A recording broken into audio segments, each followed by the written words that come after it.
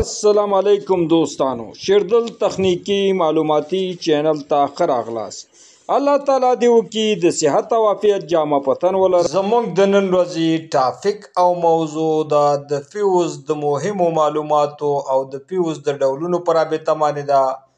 دوستانو زه غواړم په دې رابطه ستاسو سره مختصر لنډ او مهم معلومات شریک کړم. نو دوستانو دا ویډیو مسکپ کوئ، تر اخره پورې وګورئ ترڅو د دې مفیدو معلوماتو څخه ځانونه برخمن کړئ. نو دوستانو راځو ټاپک او موضوع ته. اول راځو فیوز ته. فیوز یو برېښنایي حفاظتي آله ده چې د سرکټ د حفاظت او ساتنې لپاره نصب او کنکشن کیږي او د اوورلوډ او شارټ سرکټ په صورت کې سوځي او په سرکټ باندې پاور قطع کوي او د سرکټ حفاظت او ساتنه کوي د ګرمېدو او سوځېدو څخه. او په عامه توګه مهم برېښنایي فیوزونه په درې ډوله دي.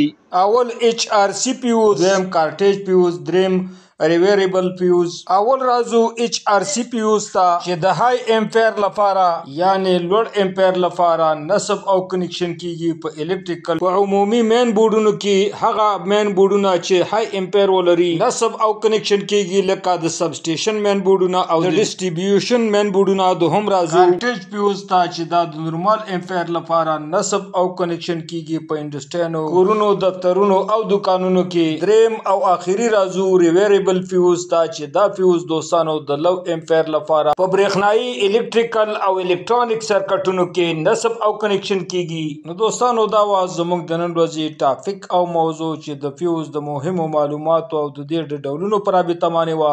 دوستانو که غواړئ بر تخنیک څخه ځانونه برخمن کړئ او خپل هر قسم برقي وسایل په خپل کورونو کې ترمیم او جوړ کړئ. نو دوستانو که تر اوسه پورې مو زما چینل نه وي سبسکرایب کړی نو مهرباني وکړئ زما چینل سره سبسکرایب کړئ او که دا ویډیو مو خوښه شوې در سره لایک او شیر کړئ د خپل ملګرو سره ترڅو خیر او پیدا ټولو ته ورسیږي. دوستانو ستاسو د توجه او لیدو څخه یو نړۍ مننه. السلام علیکم.